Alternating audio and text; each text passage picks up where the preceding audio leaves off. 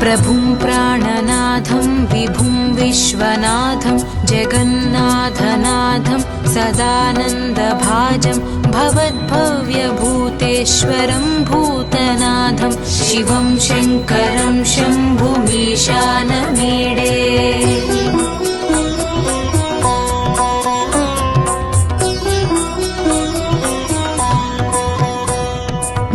गळेरुण्डमालं तनौ सर्पजालं महाकालकालं गणेशादिपालं जटाजूटगङ्गोत्तरं गैर्विशालं शिवं शङ्करं शम्भुमीशानमीडे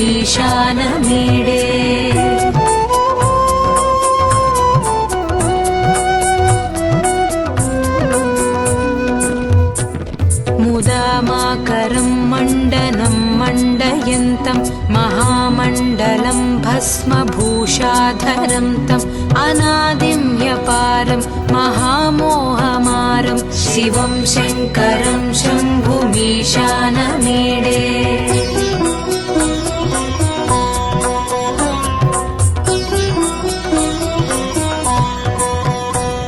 वटाधो निवासं महाटाट्टहासं महापापनाशं सदा सुप्रकाशं गिरीशं गणेशं सुरेशं महेशं शिवं शङ्करं शम्भुमीशानमीडे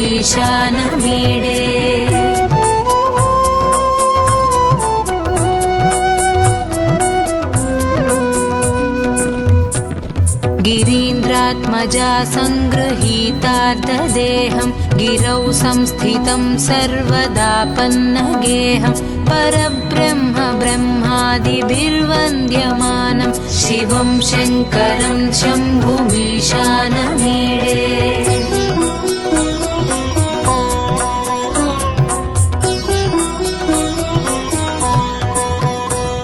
कपालं त्रिशूलं कराभ्यां दधानं पदाम्भोजनं रायकामं ददानं बलिवर्धमानं सुराणां प्रधानं शिवं शङ्करं शम्भुमीशानमीडे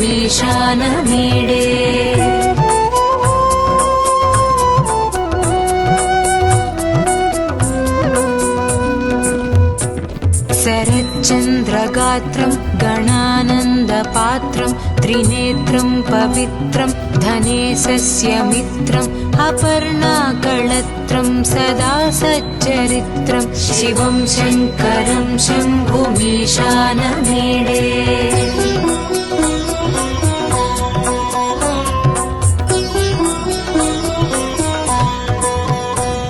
हरं सर्पहारं चिताभूविहारं भवं वेदसारं सदा निर्विकारं श्मशाने वसन्तं मनोजं दहन्तं शिवं शङ्करं शम्भुमीशानमीडे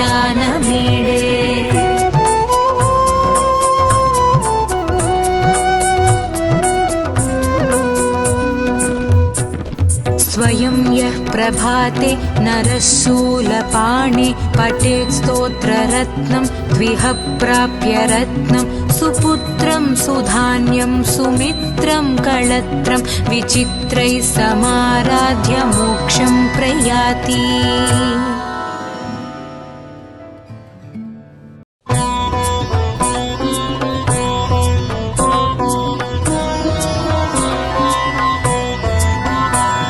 प्रभुं प्राणनाथं विभुं विश्वनाथं जगन्नाथनाथं सदानन्दभाजं भवद्भव्यभूतेश्वरं भूतनाथं शिवं शङ्करं शम्भुमीशानमीडे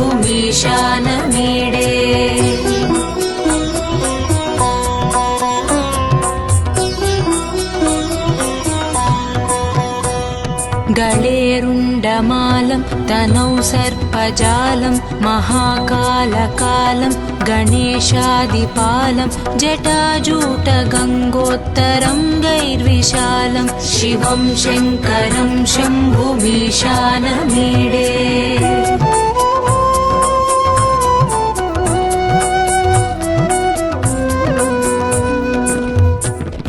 मुदामाकरं मण्डनं मण्डयन्तं महामण्डलं भस्मभू भस्मभूषाधरं तम् अनादिं ह्यपारं महामोहमारं शिवं शङ्करं शम्भुमीशानमीडे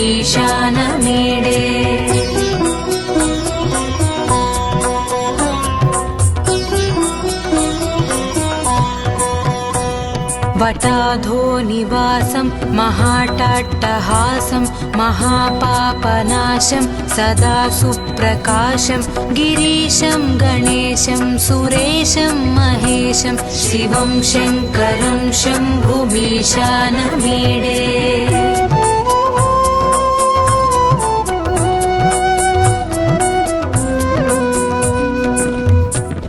गिरीन्द्रात्मजा सङ्गृहीतार्धदेहं गिरौ संस्थितं सर्वदापन्नगेहं परब्रह्म ब्रह्मादिभिर्वन्द्यमानं शिवं शङ्करं शम्भुमीशानमीडे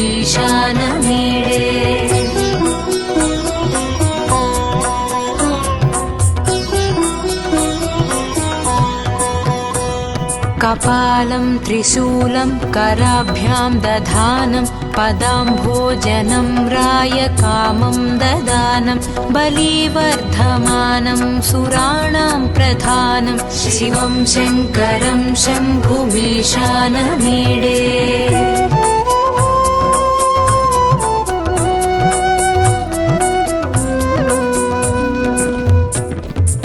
शरच्चन्द्रगात्रं गणानन्दपात्रं त्रिनेत्रं पवित्रं धनेशस्य मित्रम् अपर्णाकळत्रं सदा सच्चरित्रं शिवं शङ्करं शम्भुमीशानमीडे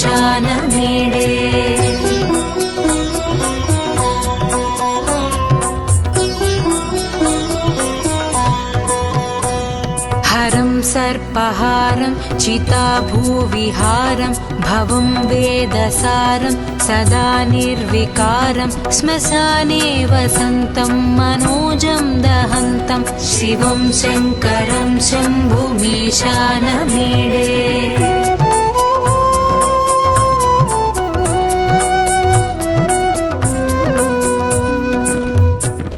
स्वयं यः प्रभाते नरः शूलपाणे पठेत् स्तोत्ररत्नं द्विह प्राप्य रत्नं सुपुत्रं सुधान्यं सुमित्रं कळत्रं विचित्रैः समाराध्य मोक्षं प्रयाति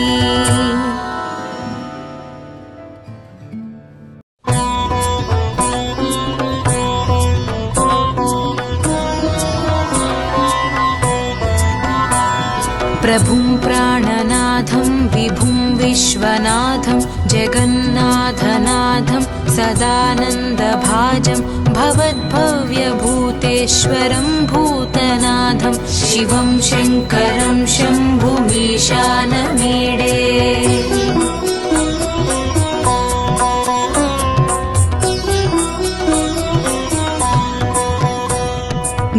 गळेरुण्डमालं तनौ सर्पजालं महाकालकालं गणेशादिपालं जटाजूटगङ्गोत्तरं गैर्विशालं शिवं शङ्करं शम्भुमीशानमीडे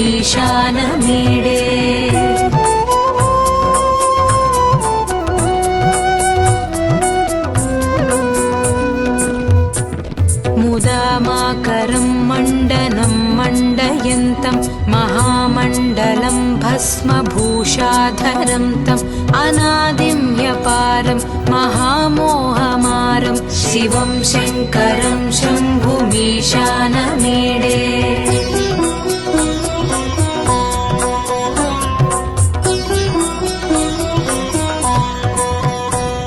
वटाधो निवासं महाटाट्टहासं महापापनाशं सदा सुप्रकाशं गिरीशं गणेशं सुरेशं महेशं शिवं शङ्करं शम्भुमीशानमीडे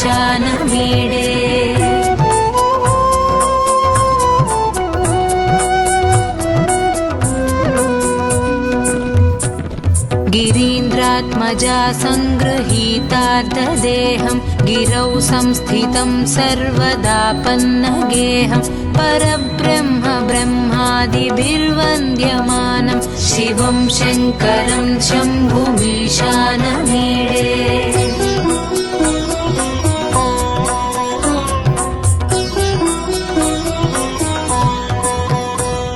कपालं त्रिशूलं कराभ्यां दधानं पदाम्भोजनं रायकामं ददानं बलिवर्धमानं सुराणां प्रधानं शिवं शङ्करं शम्भुमीशानमीडे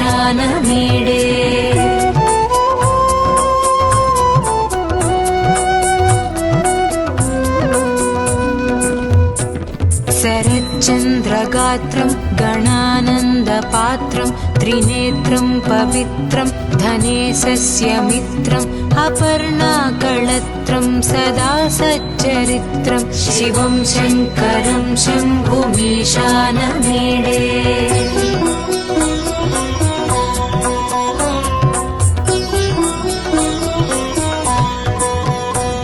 हरं सर्पहारं चिताभूविहारं भवं वेदसारं सदा निर्विकारं श्मशाने वसन्तं मनोजं दहन्तं शिवं शङ्करं शम्भुमीशानमीडे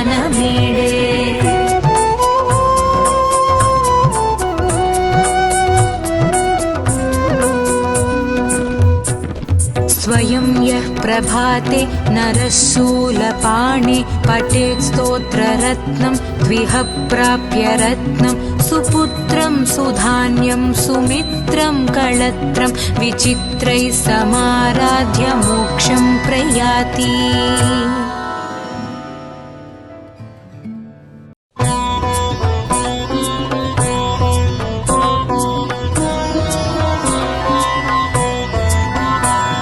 प्रभुं प्राणनाथं विभुं विश्वनाथं जगन्नाथनाथं सदानन्दभाजं भवद्भव्यभूतेश्वरं भूतनाथं शिवं शङ्करं शम्भुमीशानमीडे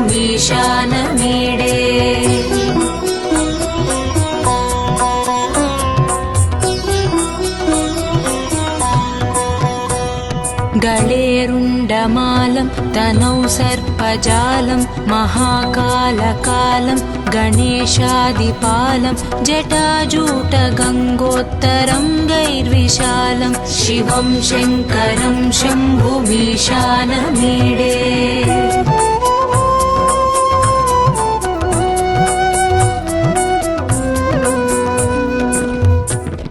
मुदामाकरं मण्डनं मण्डयन्तं महामण्डलं भस्मभूषाधरं तम् अनादिं ह्यपारं महामोहमारं शिवं शङ्करं शम्भुमीशानमीडे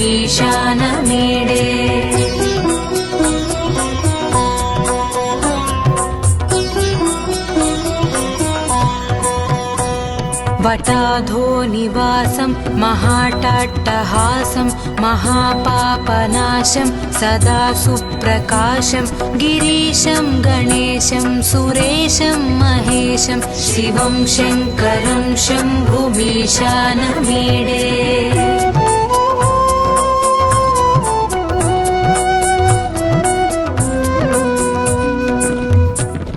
गिरीन्द्रात्मजा सङ्गृहीतार्धदेहं गिरौ संस्थितं सर्वदापन्नगेहं परब्रह्म ब्रह्मादिभिर्वन्द्यमानं शिवं शङ्करं शम्भुमीशानमीडे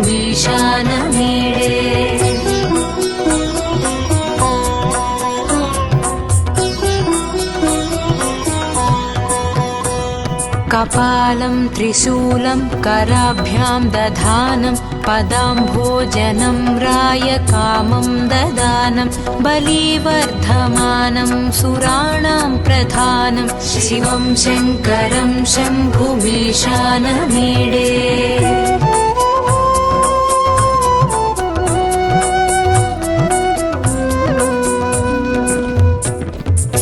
शरच्चन्द्रगात्रं गणानन्दपात्रं पात्रं त्रिनेत्रं पवित्रं धनेशस्य मित्रम् अपर्णाकळत्रं सदा सच्चरित्रं शिवं शङ्करं शम्भुमीशानमीडे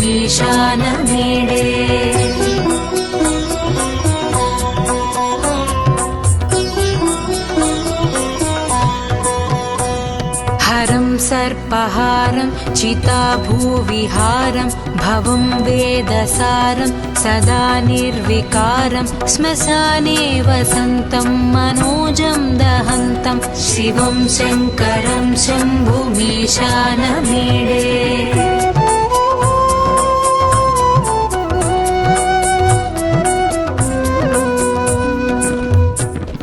स्वयं यः प्रभाते नरः शूलपाणे पठेत् स्तोत्ररत्नं द्विह प्राप्य रत्नं सुपुत्रं सुधान्यं सुमित्रं कळत्रं विचित्रैः समाराध्य मोक्षं प्रयाति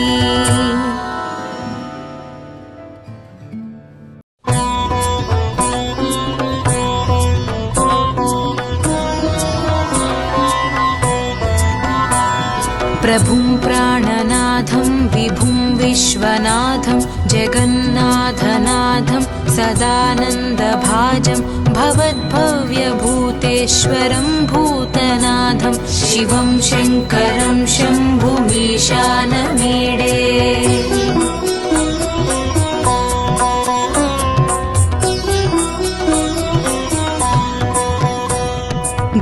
गळेरुण्डमालं तनौ सर्पजालं महाकालकालं गणेशादिपालं जटाजूटगङ्गोत्तरङ्गैर्विशालं शिवं शङ्करं शम्भुमीशानमीडे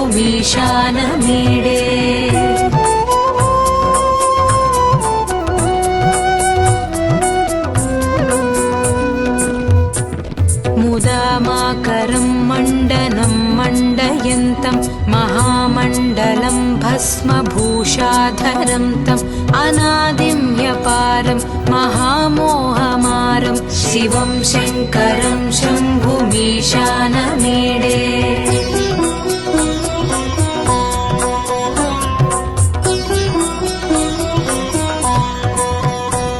वटाधो निवासं महाटाट्टहासं महापापनाशं सदा सुप्रकाशं गिरीशं गणेशं सुरेशं महेशं शिवं शङ्करं शम्भुमीशानमीडे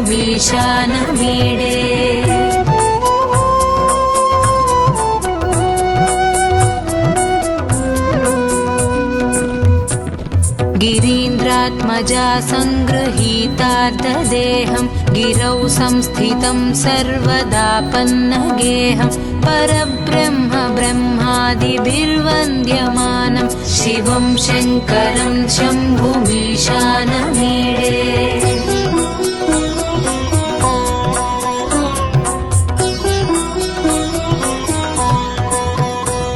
कपालं त्रिशूलं कराभ्यां दधानं पदाम्भोजनं रायकामं ददानं बलिवर्धमानं सुराणां प्रधानं शिवं शङ्करं शम्भुमीशानमीडे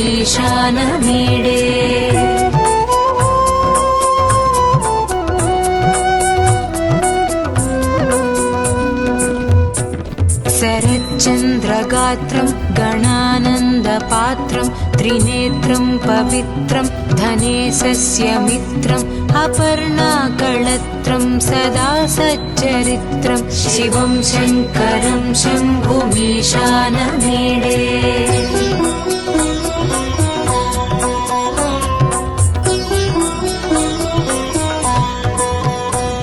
हरं सर्पहारं चिताभूविहारं भवं वेदसारं सदा निर्विकारं श्मशाने वसन्तं मनोजं दहन्तं शिवं शङ्करं शम्भुमीशानमीडे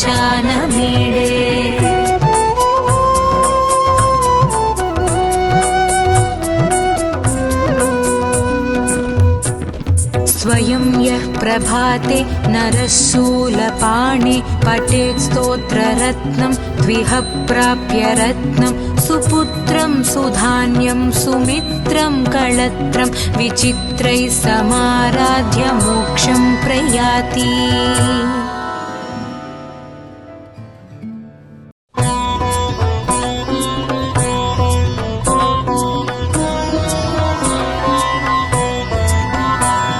प्रभुं प्राणनाथं विभुं विश्वनाथं जगन्नाथनाथं सदानन्दभाजं भवद्भव्यभूतेश्वरं भूतनाथं शिवं शङ्करं शम्भुमीशानमीडे।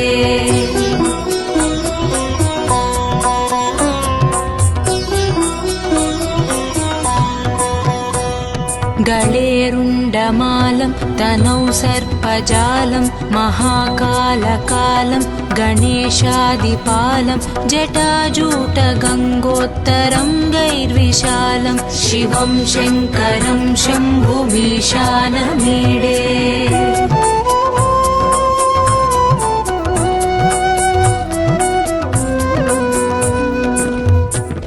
मुदामाकरं मण्डनं मण्डयन्तं महामण्डलं भस्मभूषाधरं तम् अनादिं ह्यपारं महामोहमारं शिवं शङ्करं शम्भुमीशानमीडे।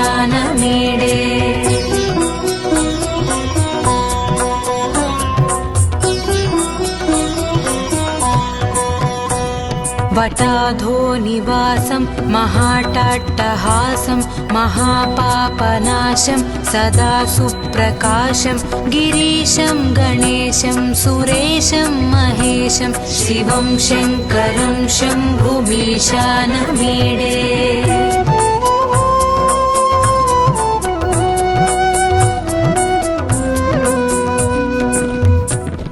गिरीन्द्रात्मजा सङ्गृहीतार्धदेहं गिरौ संस्थितं सर्वदापन्नगेहं परब्रह्म ब्रह्मादिभिर्वन्द्यमानं शिवं शङ्करं शम्भुमीशानमीडे।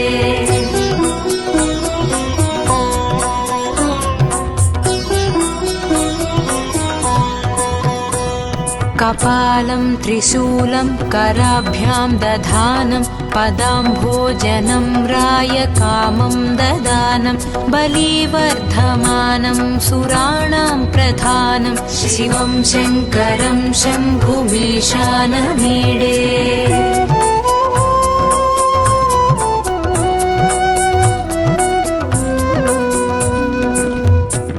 शरच्चन्द्रगात्रं गणानन्दपात्रं त्रिनेत्रं पवित्रं धनेशस्य मित्रम् अपर्णाकळत्रं सदा सच्चरित्रं शिवं शङ्करं शम्भुमीशानमीडे।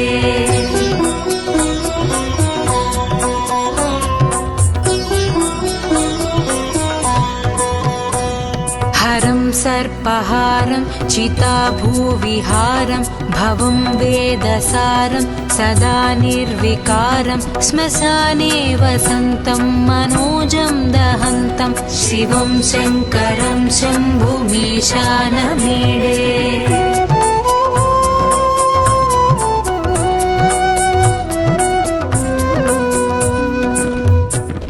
स्वयं यः प्रभाते नरशूलपाणे पठेत् स्तोत्ररत्नं द्विह प्राप्य रत्नं सुपुत्रं सुधान्यं सुमित्रं कळत्रं विचित्रैः समाराध्य मोक्षं प्रयाति।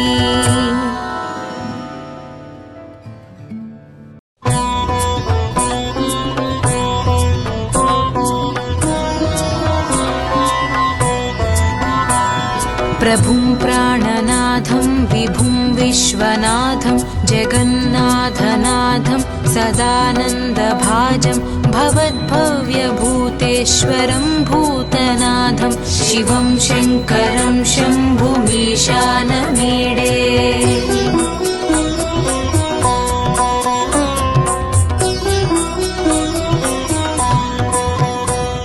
गळेरुण्डमालं महाकालम् तनौ सर्पजालं महाकालकालं गणेशादिपालं जटाजूटगङ्गोत्तरङ्गैर्विशालं शिवं शङ्करं शम्भुमीशानमीडे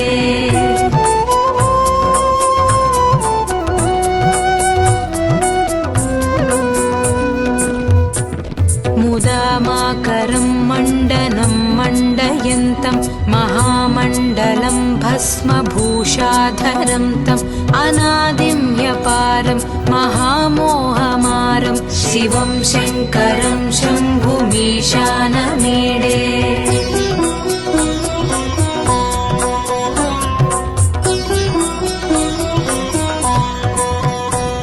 वटाधो निवासं महाटाट्टहासं महापापनाशं सदा सुप्रकाशं गिरीशं गणेशं सुरेशं महेशं शिवं शङ्करं शम्भुमीशानमीडे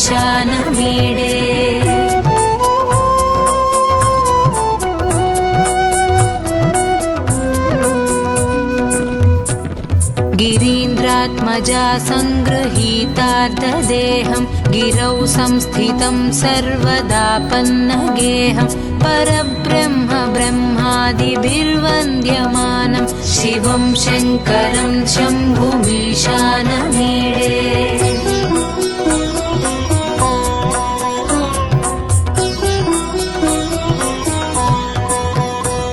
कपालं त्रिशूलं कराभ्यां दधानं पदाम्भोजनं रायकामं ददानं बलिवर्धमानं सुराणां प्रधानं शिवं शङ्करं शम्भुमीशानमीडे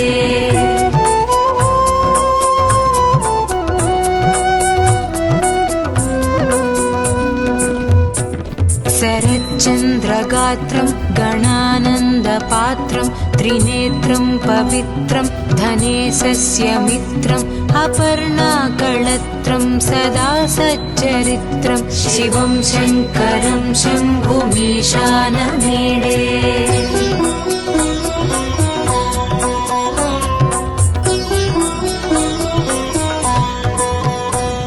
हरं सर्पहारं चिताभूविहारं भवं वेदसारं सदा निर्विकारं श्मशाने वसन्तं मनोजं दहन्तं शिवं शङ्करं शम्भुमीशानमीडे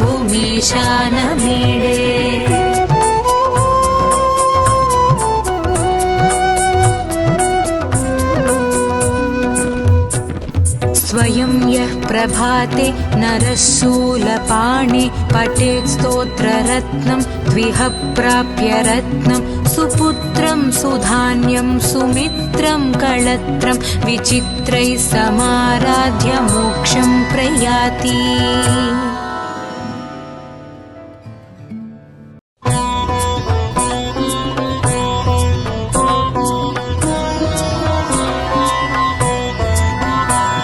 प्रभुं प्राणनाथं विभुं विश्वनाथं जगन्नाथनाथं सदानन्दभाजं भवद्भव्यभूतेश्वरं भूतनाथं शिवं शङ्करं शम्भुमीशानमीडे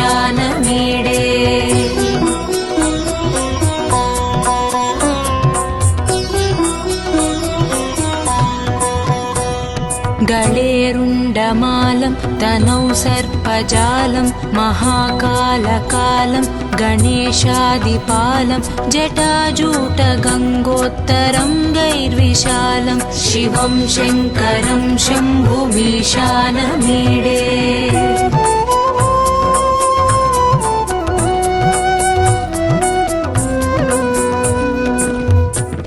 मुदामाकरं मण्डनं मण्डयन्तं महामण्डलं भस्मभूषाधरं तम् अनादिं ह्यपारं महामोहमारं शिवं शङ्करं शम्भुमीशानमीडे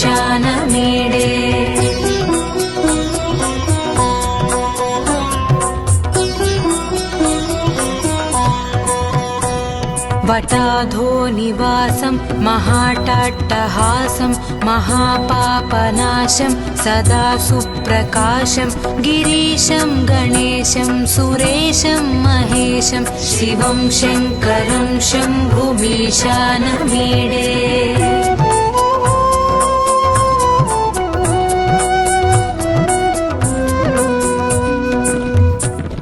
गिरीन्द्रात्मजा सङ्गृहीतार्धदेहं गिरौ संस्थितं सर्वदापन्नगेहं परब्रह्म ब्रह्मादिभिर्वन्द्यमानं शिवं शङ्करं शम्भुमीशानमीडे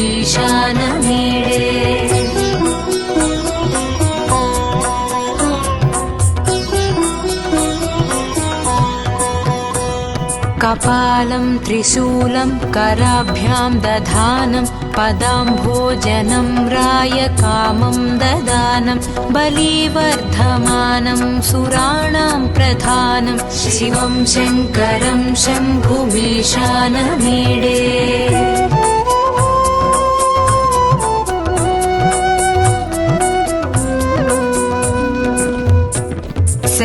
शरच्चन्द्रगात्रं गणानन्दपात्रं त्रिनेत्रं पवित्रं धनेशस्य मित्रम् अपर्णाकळत्रं सदा सच्चरित्रं शिवं शङ्करं शम्भुमीशानमीडे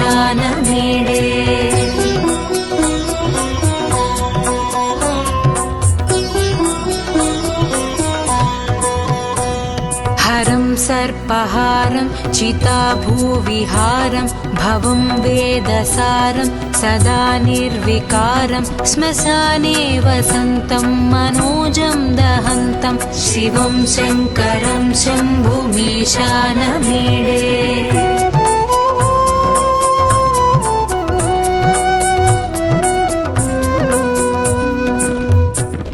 स्वयं यः प्रभाते नरः शूलपाणे पठेत् स्तोत्ररत्नं द्विह प्राप्य रत्नं सुपुत्रं सुधान्यं सुमित्रं कळत्रं विचित्रैः समाराध्य मोक्षं प्रयाति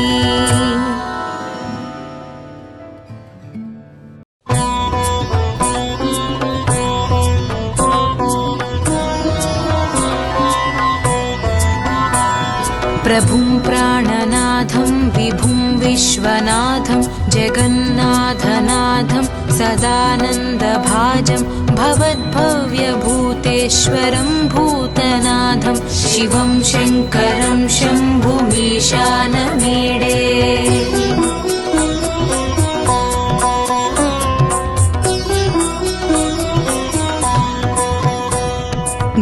गळेरुण्डमालं तनौ सर्पजालं महाकालकालं गणेशादिपालं जटाजूटगङ्गोत्तरं गैर्विशालं शिवं शङ्करं शम्भुमीशानमीडे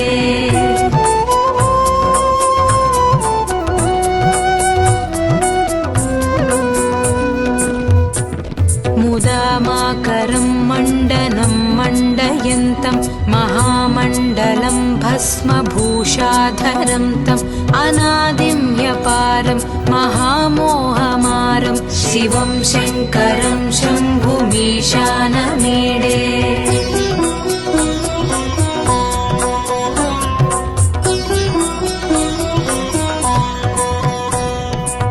वटाधोनिवासं महाटाट्टहासं महापापनाशं सदा सुप्रकाशं गिरीशं गणेशं सुरेशं महेशं शिवं शङ्करं शम्भुमीशानमीडे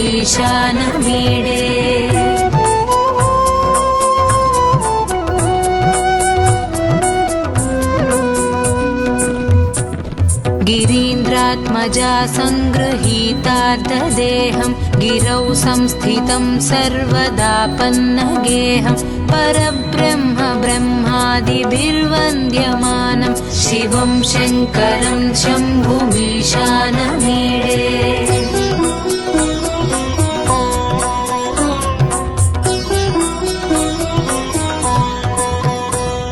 कपालं त्रिशूलं कराभ्यां दधानं पदाम्भोजनं रायकामं ददानं बलिवर्धमानं सुराणां प्रधानं शिवं शङ्करं शम्भुमीशानमीडे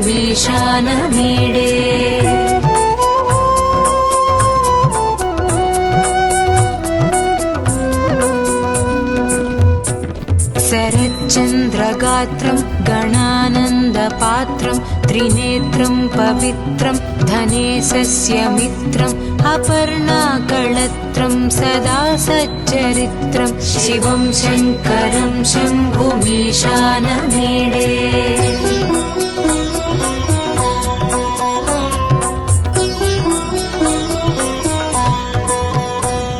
हरं सर्पहारं चिताभूविहारं भवं वेदसारं सदा निर्विकारं श्मशाने वसन्तं मनोजं दहन्तं शिवं शङ्करं शम्भुमीशानमीडे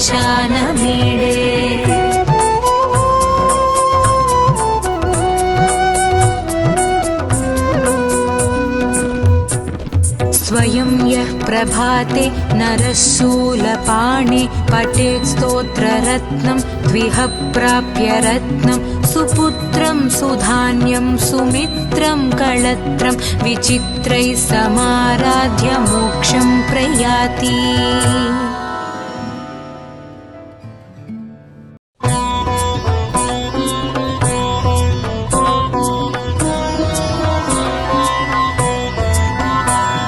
प्रभुं प्राणनाथं विभुं विश्वनाथं जगन्नाथनाथं सदानन्दभाजं भवद्भव्यभूतेश्वरं भूतनाथं शिवं शङ्करं शम्भुमीशानमीडे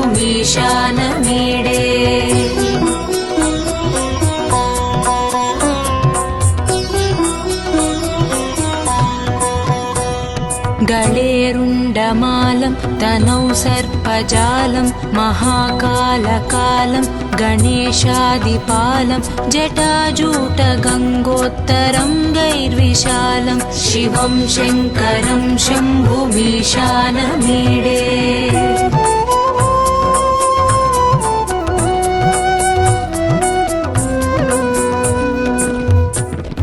मुदामाकरं मण्डनं मण्डयन्तं महामण्डलं भस्मभूषाधरं तम् अनादिं ह्यपारं महामोहमारं शिवं शङ्करं शम्भुमीशानमीडे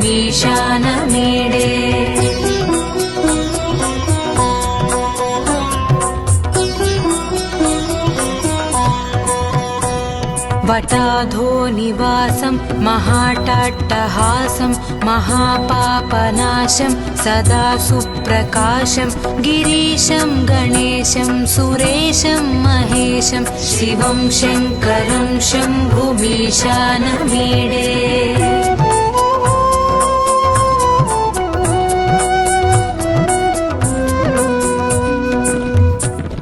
गिरीन्द्रात्मजा सङ्गृहीतार्धदेहं गिरौ संस्थितं सर्वदा पन्नगेहं परब्रह्म ब्रह्मादिभिर्वन्द्यमानं शिवं शङ्करं शम्भुमीशानमीडे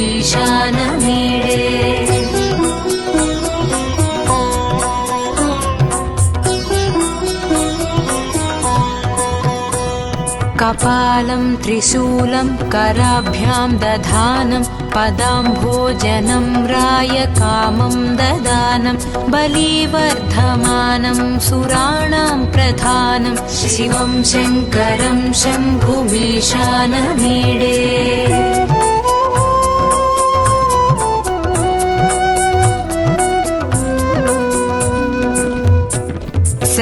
शरच्चन्द्रगात्रं गणानन्दपात्रं त्रिनेत्रं पवित्रं धनेशस्य मित्रम् अपर्णाकळत्रं सदा सच्चरित्रं शिवं शङ्करं शम्भुमीशानमीडे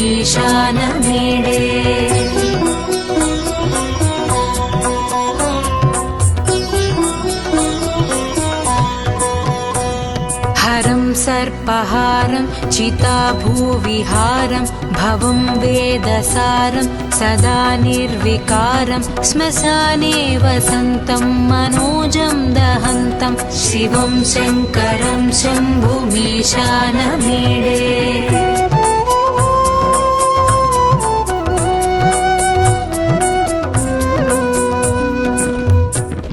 स्वयं यः प्रभाते नरः शूलपाणे पठेत् स्तोत्ररत्नं द्विह प्राप्य रत्नं सुपुत्रं सुधान्यं सुमित्रं कळत्रं विचित्रैः समाराध्य मोक्षं प्रयाति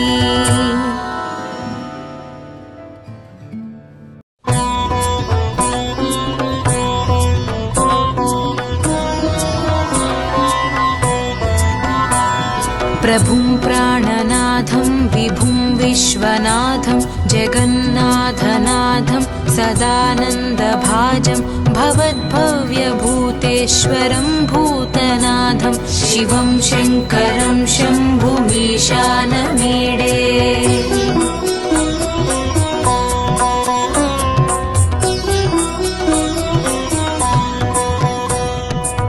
गळेरुण्डमालं तनौ सर्पजालं महाकालकालं गणेशादिपालं जटाजूटगङ्गोत्तरं गैर्विशालं शिवं शङ्करं शम्भुमीशानमीडे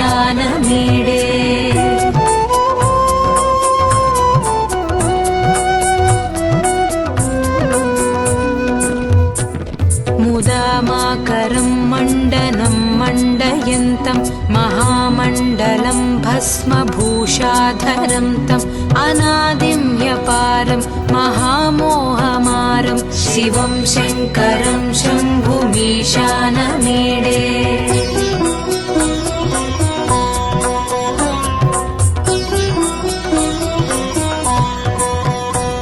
वटाधो निवासं महाटाट्टहासं महापापनाशं सदा सुप्रकाशं गिरीशं गणेशं सुरेशं महेशं शिवं शङ्करं शम्भुमीशानमीडे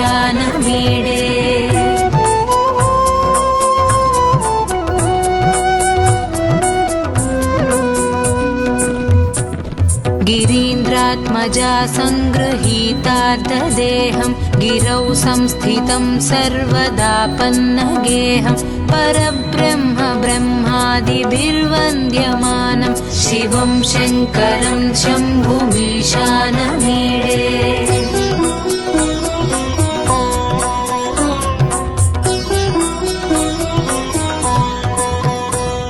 कपालं त्रिशूलं कराभ्यां दधानं पदाम्भोजनं रायकामं ददानं बलिवर्धमानं सुराणां प्रधानं शिवं शङ्करं शम्भुमीशानमीडे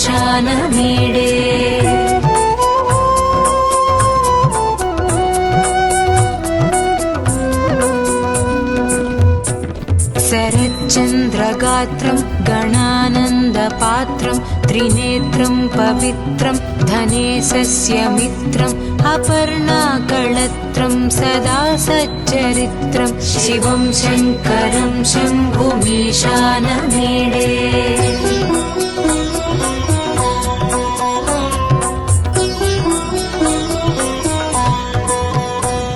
हरं सर्पहारं चिताभूविहारं भवं वेदसारं सदा निर्विकारं श्मशाने वसन्तं मनोजं दहन्तं शिवं शङ्करं शम्भुमीशानमीडे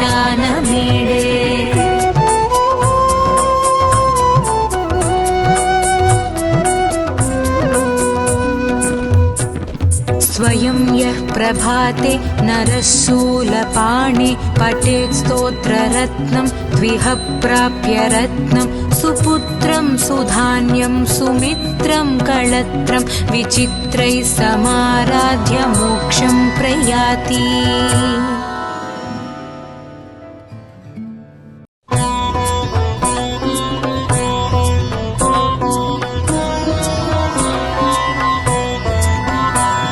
प्रभुं प्राणनाथं विभुं विश्वनाथं जगन्नाथनाथं सदानन्दभाजं भवद्भव्यभूतेश्वरं भूतनाथं शिवं शङ्करं शम्भुमीशानमीडे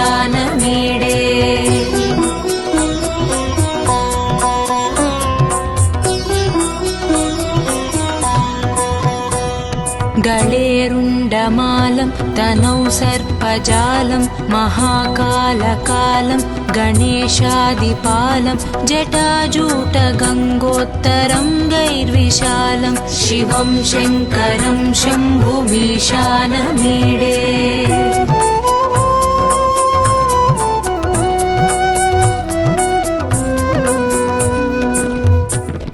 मुदामाकरं मण्डनं मण्डयन्तं महामण्डलं भस्म